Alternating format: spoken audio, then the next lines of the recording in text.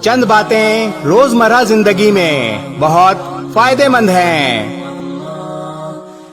Number 1، اگر خوشی چاہتے ہو تو وقت پر نماز ادا کرو۔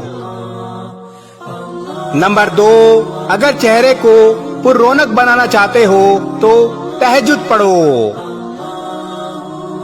نمبر 3، اگر دل کا سکون چاہتے ہو تو قرآن پاک کی تلاوت کرو۔ نمبر 4، اگر صحت چاہتے ہو تو روزے رکھو۔